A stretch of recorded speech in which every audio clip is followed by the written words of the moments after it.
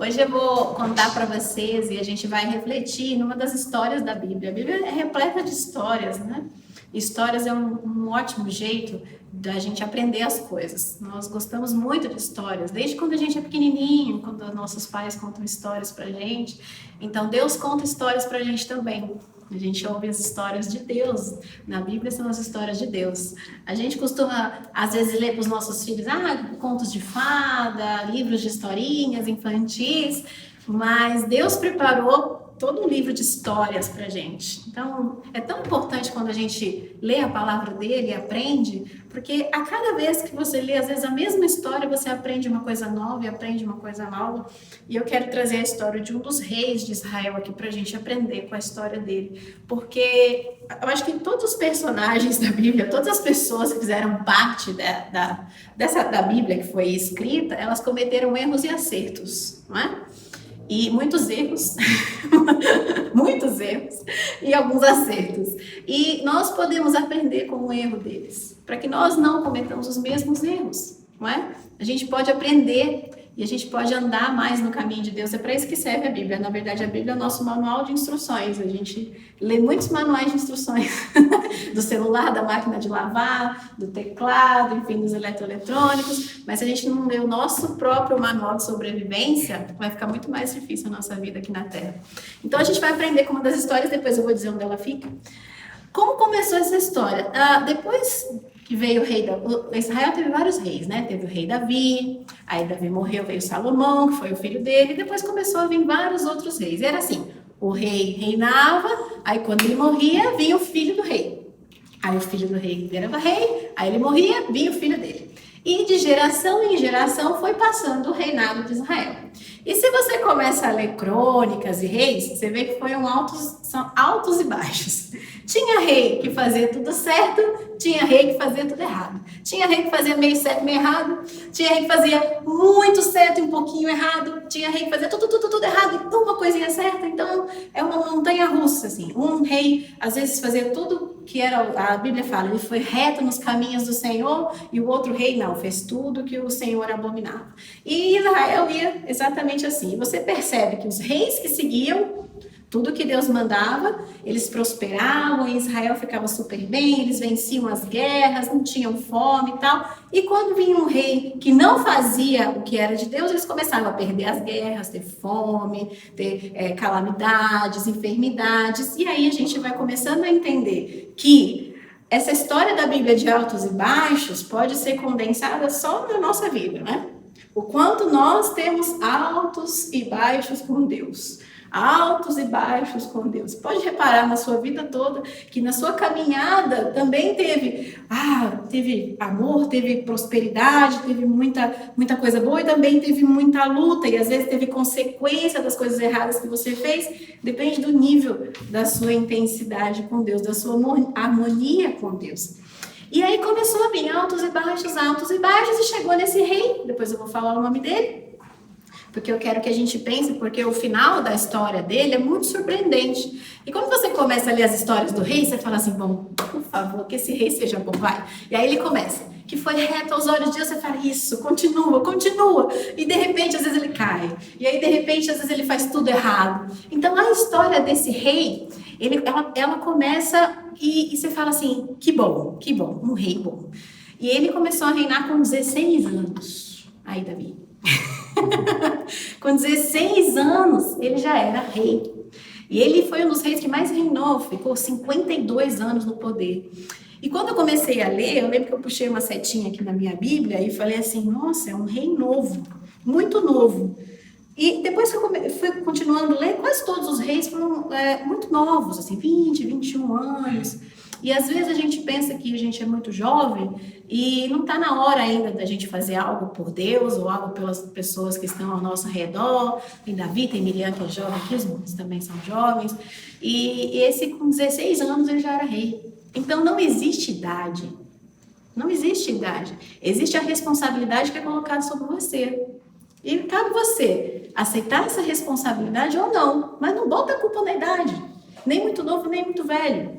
Não tem o tempo seu, tem o tempo de Deus. Então, se Deus te deu uma responsabilidade, assume essa responsabilidade e cumpre até o fim. Não é porque você é novo, porque você é velho.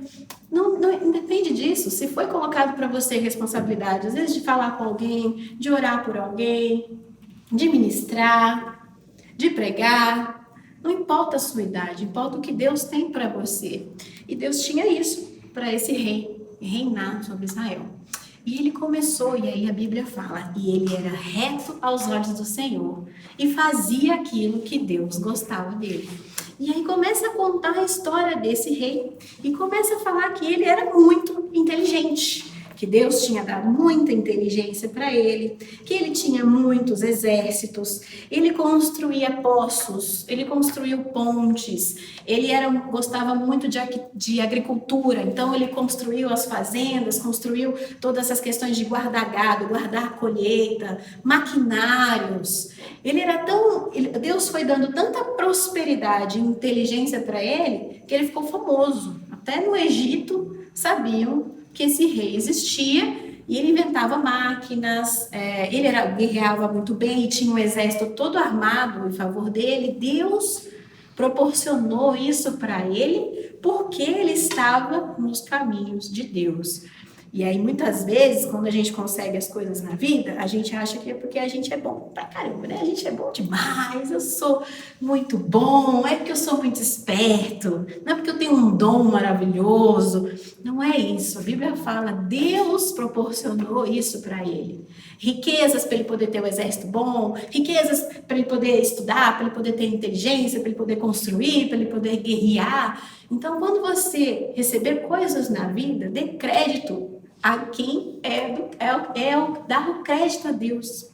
Porque se você pega para você e fala assim, porque eu sou muito bom mesmo, você fica se achando a última bolachinha do pacote, fala, nossa, sabe que eu sou sensacional, tenho uma estratégia, sem mim isso aqui não funcionava. Você já pensou isso? Sem mim essa casa não vai.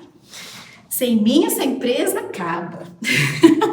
Sem mim, imagine esse relacionamento, se não fosse eu, não fale isso. Se não fosse Deus por meio de você, Deus abençoa a sua casa, Deus abençoa o seu emprego, Deus abençoa a sua empresa, Deus abençoa a sua família, Deus abençoa os seus estudos. Você passa na escola, é porque você é inteligente, porque Deus te deu essa inteligência. Porque quando você começa a se colocar acima, achar que você é muito bom, muito bom, muito bom, acontece uma coisa com o teu coração se exalta.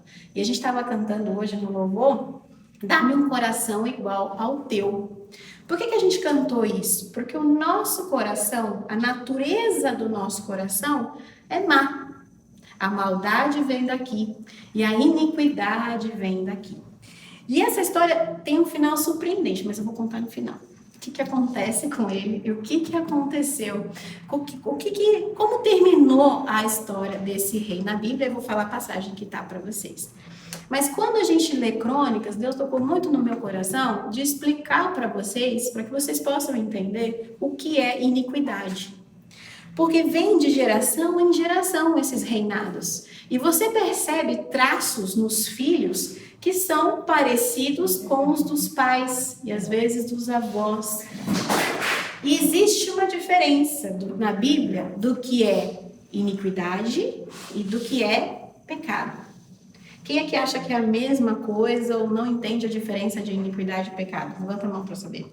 Se não entende o que é iniquidade, não entende o que é pecado. Se não sabe a diferença entre um e outro. Ótimo. Eu quero só que vocês entendam que são duas coisas diferentes. Porque a Bíblia traz as duas coisas até no mesmo versículo. Eu vou explicar para vocês, eu quero que vocês abram agora a Bíblia de vocês em Hebreus 8:12. Quase no finalzinho da Bíblia ali. Hebreus 8:12, versículo. Capítulo 8, versículo 12. Que é um exemplo na Bíblia dessas duas palavrinhas no mesmo versículo. Para você entender que são coisas diferentes.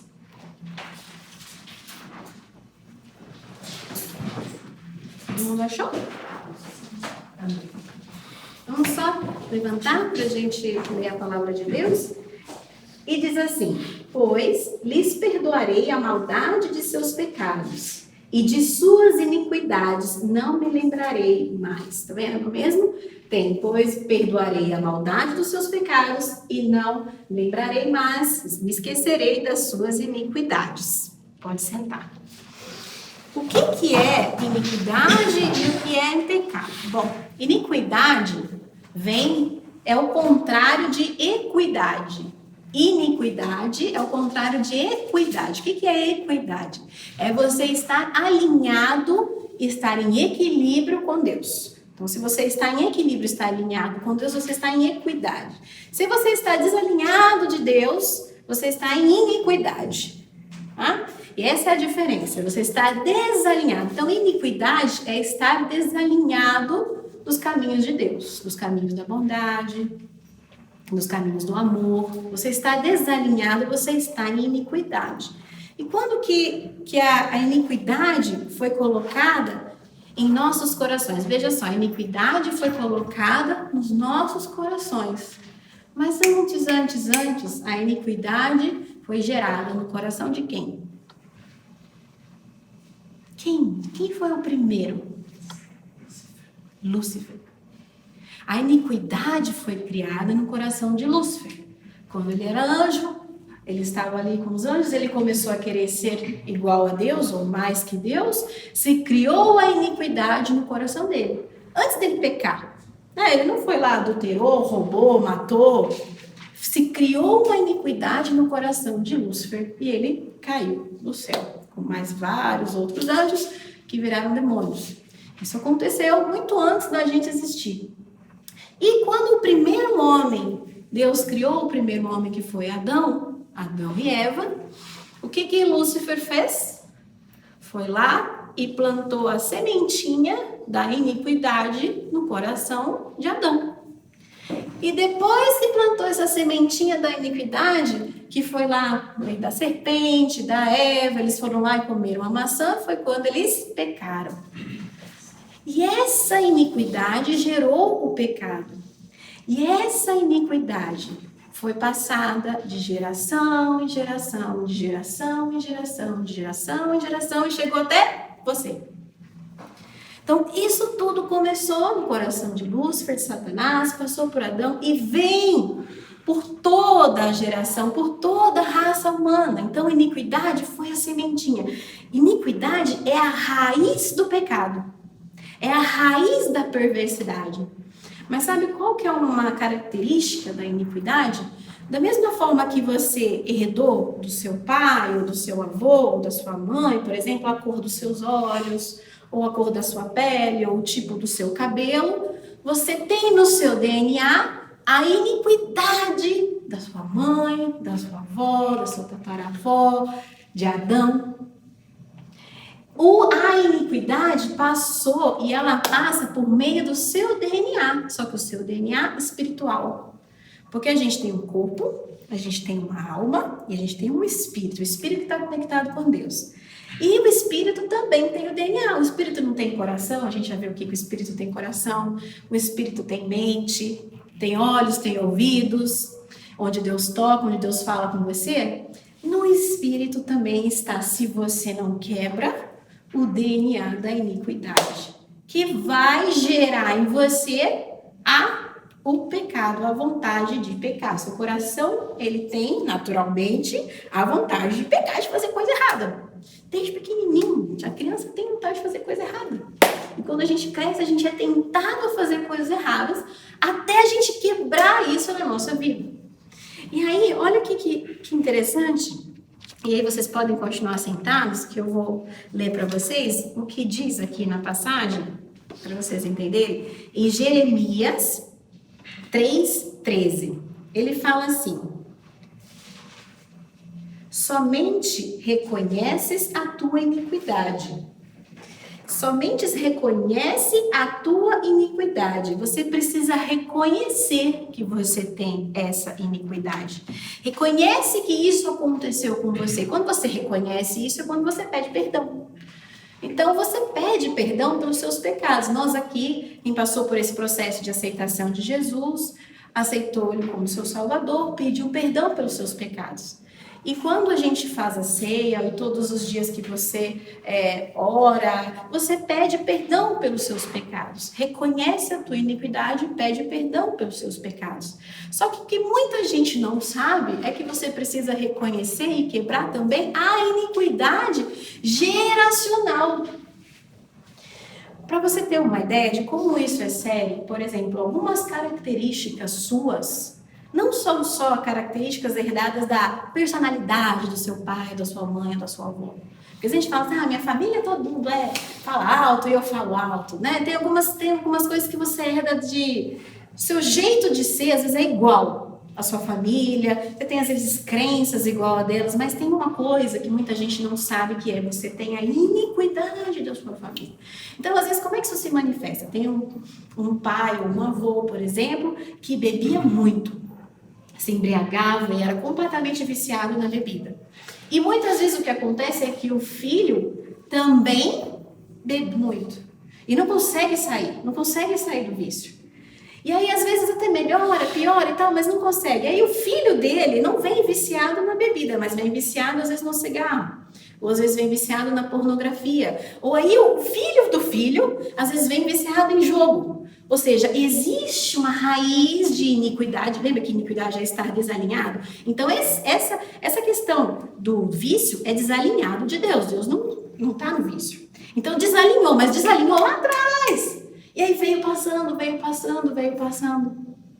E quando você não sabe disso, muitas vezes você não quer pecar. Você não quer, eu não quero, por exemplo, eu não quero beber. Eu não quero adulterar. Eu não quero mentir. Mas isso ainda está na raiz, no DNA do seu sangue. Isso ainda pulsa em você. Então, por mais que você não queira e você resiste, aquilo fica... Não é fácil. Aquilo fica te corroendo. Não quero roubar, não quero mentir, não quero enganar, não quero fofocar. Às vezes isso está no seu DNA. Então, você precisa fazer um processo de quebra disso. Eu e o Bruno, a gente já fez esse processo de quebra, mas a gente tem sempre que lembrar de alguma coisa, quebrar. Como é que isso foi feito? Você se arrepende pelos pecados geracionais. Senhor, eu não sei o que meu avô cometeu. Às vezes você sabe. Meu avô roubou terras, meu avô adulterava, meu avô jogava, o meu tataravô. Às vezes você sabe. E às vezes vem na tua memória e você não sabe de onde. Que é quando o Espírito Santo fala com você. Então, pede para ele te falar e você para por um momento na sua vida e você pede para ele te falar do que você precisa se arrepender das suas gerações.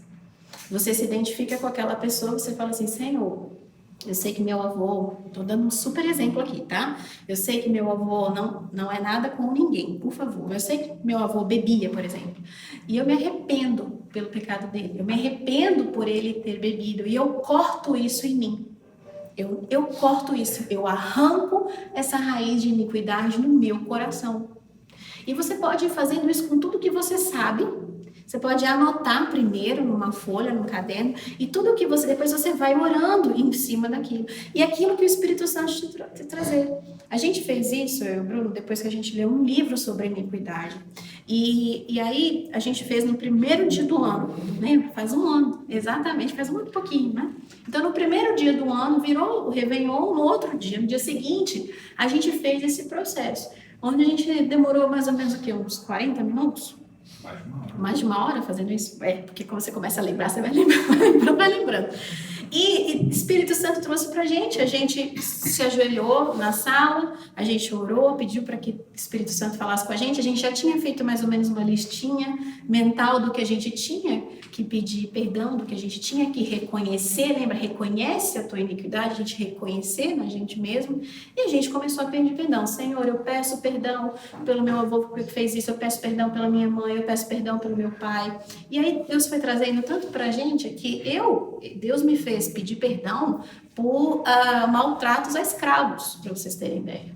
Então eu creio que alguém da minha família, muito, muito distante de mim, possa ter maltratado escravos. E aqui no Brasil isso é muito provável que isso tenha acontecido na família de vocês também. Me peço perdão por eu ter me aproveitado de alguém, Porque isso vem muito Você vê o DNA do jeitinho brasileiro? Isso é uma maldição na sua vida. Por quê? Porque tudo parece que é uma enganação, alguma coisa assim. Não um jeitinho no sentido de ser flexível, e isso é bom, mas aquele jeitinho de enganar os outros. E você precisa pedir perdão por isso. E quando a gente começa a fazer isso, você começa a limpar a tua vida. Limpar, limpar. E literalmente limpar. Eu e o Bruno, a gente depois que fez todo esse processo de limpeza, a gente literalmente foi pro banheiro. E nós ficamos quase uma semana com diarreia. E no sentido de que estava limpando, e a Bíblia fala que a iniquidade corrói os ossos. Então, muitas vezes a nossa saúde está travada num ponto que falta você pedir perdão por alguma iniquidade. E isso é muito doido, né? Parece uma coisa muito doida. Quando eu li isso pela primeira vez e comecei a ler na Bíblia, e na Bíblia tem outra que fala, a iniquidade dos teus pais, quer ver? Aqui, para vocês verem, aqui em Levítico 26:40, ele fala assim, se porém confessares a tua iniquidade e a iniquidade de seus pais, e as suas infidelidades contra mim e sua hostilidade diante de mim. Ou seja, confessares a sua iniquidade e a iniquidade dos seus pais. Isso tem a ver com a nossa vida também. E aí começa a limpar teu corpo, começa a limpar tuas finanças, começa a limpar teus relacionamentos, teu emprego, tua relação com os teus filhos. Quando você se liberta, e você se liberta desse DNA do pecado. Você entende o quanto isso é importante? E aí, eu, Bruno, a gente sempre fica, vamos fazer um mutirão só para todo mundo limpar as iniquidades. Vamos fazer um dia, uma tarde, às vezes um dia todo, um curso intensivo para que todo mundo possa entender isso a fundo e poder se libertar. Porque é uma coisa que fala, nossa, então eu posso me arrepender dos meus pecados, mas tem coisas que não vão sair de mim se eu não cortar a raiz do pecado, que é a raiz da iniquidade. E chega num ponto que você pede perdão pelo erro de Adão e Eva, porque está no seu DNA, está na sua genética. Então, quando vocês saírem daqui, se vocês quiserem estudar um pouquinho mais, eu recomendo, sabe, procura a palavra iniquidade na Bíblia, procura para vocês entenderem. E tem um momento de oração, assim, para uma conversa com Deus, fala, Senhor, esse aqui tocou meu coração de alguma forma, porque eu nunca tinha ouvido falar desse jeito, não sabia que era a diferença de um e de outro, então me esclarece, me coloca no meu coração o que o Senhor quer que eu faça, do que o Senhor quer que eu me arrependa. E você vai ver que vão vir coisas assim que você nunca imaginou. E simplesmente vem na tua memória de uma forma, é muito doido mesmo. Mas as coisas de Deus para os outros são loucos, para a gente é o mover do Espírito Santo. Então deixa falar com você, deixa vir a tua memória, e assim que vir, você pede perdão. Mesmo sem você nunca ter cometido aquele crime, você não fez aquilo, você não cometeu aquele pecado, mas você pede perdão para cortar a raiz do pecado. E você tira de você. Eu tiro a raiz do vício, eu tiro a raiz da amargura, eu tiro a raiz da fofoca, eu tiro a raiz, e você vai tirando e você vai se limpando, né? E isso é tão lindo hoje, que você pode fazer isso hoje sem ter que sacrificar nenhum animal, sem ter que fazer nenhum tipo de ritual. Por quê? Porque antigamente era assim. Na época dos reis aqui, eles tinham que matar cordeiro, eles confessavam o pecado e matavam os bichinhos para poder se limpar, para poder passar o pecado e a iniquidade para aquele animal, e aquele animal sofrer as penalidades, enfim, ser sacrificado para que ele ficasse limpo. Nós não precisamos fazer isso hoje, porque Jesus já fez isso por nós. Esse foi o papel de Jesus, nos salvar e nos conectar, fazer essa aliança com Deus. Então hoje, por conta de Jesus, porque Jesus morreu na cruz, porque Jesus se sacrificou por todos os seus pecados, você pode só aceitá-lo como seu Salvador, agradecer a Ele, agradecer imensamente ao Pai e se arrepender. Se arrepende do seu e de todas as gerações que já viveram. E isso é o que vai fazer, porque às vezes esse pecado veio na sua família, mas isso vai parar em você. Porque tem que chegar em você e tem que parar. Porque se não parar, vai para os seus filhos, para os seus netos, para os seus bisnetos. Então, quando chega em você, se você está sabendo disso, se você está aqui hoje e está ouvindo isso, é porque Deus não quer que passe de você. Chegou até você, não pode passar. Se passar é responsabilidade tua, porque você hoje aprendeu que você precisa cortar isso da sua vida. E do mesmo jeito que o DNA do pecado vai passando de um para o outro, as bênçãos também, né? Deus faz pela tua família, por alguém que você ama muito, quando você está no caminho dele, ele também abençoa os outros por meio de você, por amor a você. Você vê na história de Davi, na história de Salomão, por amor a Davi, ele não puniu ali naquele momento, muitas vezes, Salomão. E isso é muito importante, porque você tem uma responsabilidade sobre aqueles que vêm depois de você. E quando você consegue fazer isso, você liberta toda a sua geração que ainda está por vir. Isso é muito importante, mesmo para vocês que são jovens e que nem pensam em ter filho ainda. Mas é muito importante, porque aí você consegue viver o reino de Deus, porque Jesus morreu, Jesus se sacrificou, e ele falou na tua palavra, o reino está entre vós. Então nós precisamos viver o reino. Como que a gente vai viver plenamente com saúde, com prosperidade, com bons relacionamentos, viver tudo que Deus tem pra gente, se a gente ainda está amarrado na raiz do pecado? Então você precisa tirar isso para que você viva o reino. Viver o reino é isso, viver bem. Jesus não sacrificou por nós, e Deus não quer que nós vivemos aqui sofrendo. A gente tem dificuldades, tem lutas, porque ele usa as lutas para nos moldar, para deixar a gente do jeito que ele quer. Mas não é para a gente viver aqui enfermo, não é para a gente viver aqui com falta de prosperidade, não é para a gente viver aqui infeliz, não é para a gente viver aqui ansioso, não é para a gente viver aqui inquieto, não é para a gente sofrer de síndrome do pânico, de depressão, de ansiedade, câncer, essas coisas não são para a gente. Estão na gente, porque a gente ainda não aprendeu a nos livrar delas, a se livrar delas. Então aqui vocês estão aprendendo. E aí, voltando à história do rei, provavelmente ele não fez muito essa limpeza. Olha o que aconteceu com ele. E essa história, que eu vou terminar de contar aqui para você, ela tá para vocês lerem depois, tá? É o rei Uzias. 2 Crônicas, tá bom? O capítulo 26. 2 Crônicas 26, depois você lê. É a história de Uzias. Uzias, então, o que estava acontecendo com ele? Ele veio de uma geração que pecou, que acertou, que pecou, que acertou, mas ele trouxe a raiz de iniquidade onde? No coração. É o capítulo 26, 2 Crônicas 26, e aí tem um versículo que é o 16, capítulo 26, versículo 16, que diz assim: havendo-se, porém, fortificado, exaltou-se o seu coração, até se corromper. Olha só. 2 Crônicas, capítulo 26, versículo 16. Havendo-se, porém, fortificado, exaltou-se o seu coração, até se corromper. Olha onde que foi que ele se corrompeu? No coração. Onde está a raiz da iniquidade. E aí, quando você começa a ler, você fala, não... Você estava indo tão bem, Uzias, por que você não continuou? Ficou lá nos caminhos do Senhor, prosperando, ia dar tudo certo. Você fala, não. Aí eu jogo um balde de água fria assim e fala, não é possível. Ele quase conseguiu. Mas sabe o que ele fez, o que aconteceu na vida dele?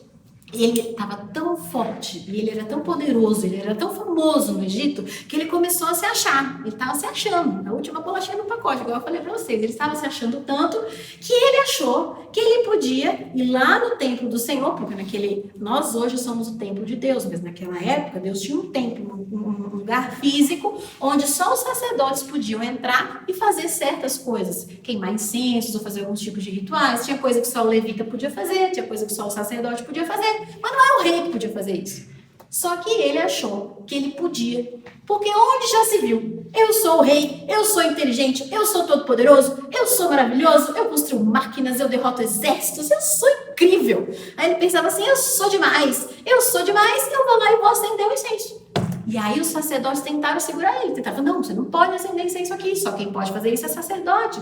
Você não pode fazer, você está profanando a lei de Moisés. Moisés, por meio de Deus, mandou Moisés falar que só o sacerdote podia acender incenso aqui. E meio que eu imagino, eu fico pensando que quando eu leio a Bíblia, leio as histórias da Bíblia, eu tento imaginar e entrar naquele tempo. Aí eu fico imaginando a cena de Uzias com incenso na mão, assim, tentando entrar no templo, os sacerdotes tentando prender ele, e a Bíblia fala que ele se indignou, e ele foi, e a hora que ele foi acender o incenso, o que Deus fez? Deus encheu ele de lepra, apareceu uma ferida enorme na testa dele. E quando apareceu a ferida na testa dele, ele mesmo se espantou, todos os sacerdotes viram, você imagina a cena, né? Ele está tentando entrar, aí de repente os sacerdotes começam a aparecer feridas no rosto dele, e ele mesmo, aí os sacerdotes tiraram ele de lá, ele mesmo foi saindo, ficou super envergonhado e saiu. E naquela época, quem tinha lepra precisava ser isolado. Ele morreu isolado no castelo. Ele viveu o resto da vida dele leproso num castelo. Um rei que estava nos caminhos de Deus, que tinha tudo para prosperar, prosperou, mas deixou aquilo, na linguagem de hoje, né? Subiu para a cabeça. E muitas vezes a gente deixa as coisas da nossa vida subir para a cabeça. A gente não quebra a iniquidade, não pede perdão pelos pecados e ainda se exalta, e o nosso coração fala, agora eu posso, sou eu. E isso dá um sinal muito grande. Qual que foi o erro dele? Que era ele reinou 52 anos. Era só ele continuar mais um pouquinho nos caminhos de Deus. E às vezes Deus está falando para você assim, não tropeça. Não tropeça, não vai deixar isso subir a sua cabeça. Não vai achar que você é o bonzão, a pessoa que tem dons maravilhosos, a pessoa que, porque eu falo muito bem, porque eu canto muito bem, porque eu prego muito bem, porque eu nossa senhora, as pessoas aceitam Jesus quando eu falo. Não caia nessa, ai meu Deus, porque eu tô prosperando aqui, porque eu sou muito bom, eu sou maravilhoso, eu tô prosperando aqui porque eu fiz a minha parte. Lógico que tem que fazer a sua parte, mas Deus é o comandante maior, Deus é o Senhor, Deus precisa ser o Senhor na tua vida, porque se você vira o seu Senhor, você pode acabar como Uzias, no seu castelo, sofrendo e perder o reino aqui na terra e perder a salvação eterna, que é o que Jesus, o que Deus veio e preparou pra gente. Então essa mensagem é para que nós nos mantenhamos firmes até o fim.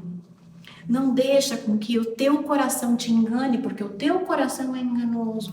Quebra as iniquidades geracionais que veio do teu pai, do teu avô, da tua mãe. Tem coisas que tem muitos cursos que falam de crenças, da gente quebrar crenças limitantes. Isso é muito importante porque está na mente. Crença está na mente, mas você precisa quebrar aquilo que vem também no teu espírito. E não vai nadar e morrer na praia.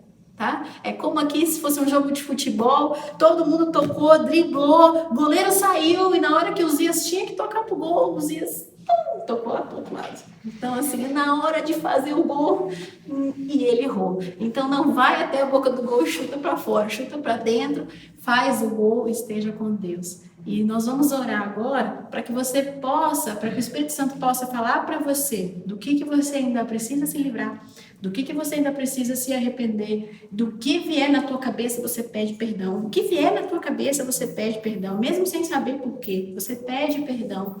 E eu vou orar para que nós nos mantenhamos firmes na palavra dele, no caminho dele, para que a gente não possa ter o mesmo final que Uzias. Deus não quer isso pra gente, por isso que essa história está na Bíblia, porque ele quer que nós nos mantenhamos firmes em equidade, alinhados com ele até o fim. Amém? Amém. Amém. Vamos nos colocar de pé.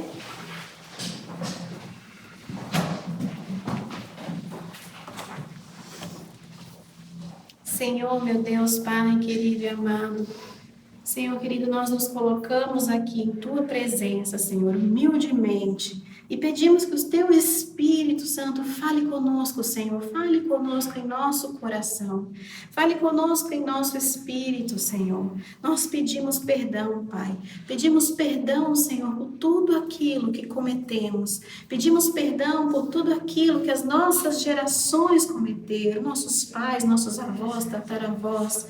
Senhor, traz na mente de cada um aqui o que ainda falta pedir perdão, porque ainda falta se arrepender, Pai, porque nós estamos aqui, Senhor, nos comprometendo, Senhor, em reconhecer o nosso pecado e a nossa iniquidade. Nós já reconhecemos, Senhor, que existe em nós um DNA do pecado, mas nós queremos quebrar isso.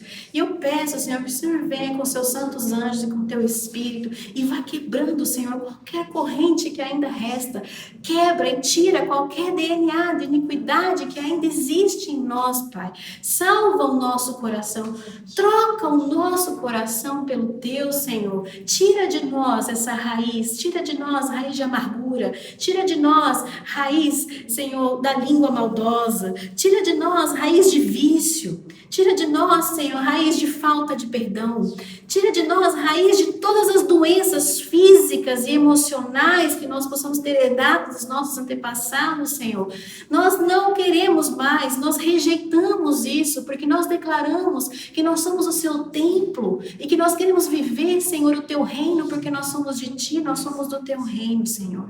Venha entrando e venha purificando, venha trazendo a nossa memória, Pai, o que nós precisamos confessar, o que nós precisamos reconhecer, o que nós precisamos quebrar, Senhor. E coloca, Senhor, firmeza nos nossos passos, para que nós nunca saiamos do teu caminho, Senhor. Nos ligue a ti de uma forma tão forte, tão poderosa, que nós sejamos completamente alinhados com a tua vontade, com o teu querer sobre as nossas vidas, que nós não nos desviamos, que nós não saímos nem um pouco, Senhor, nem um milímetro daquele caminho que o Senhor preparou para nós. Nós queremos estar, Senhor, para sempre, todos sempre alinhados contigo, Senhor, e morar contigo no céu e com Jesus, Pai querido. Venha sobre nós, Pai, com todo o teu poder e a tua glória. Nós te pedimos e já te agradecemos em nome de Jesus. Amém. Amém. Amém. Que a graça, estendam suas mãos, Senhor. Que a graça de Deus Pai, a consolação do Espírito e todo o amor de Cristo Jesus esteja com você hoje e sempre. Amém.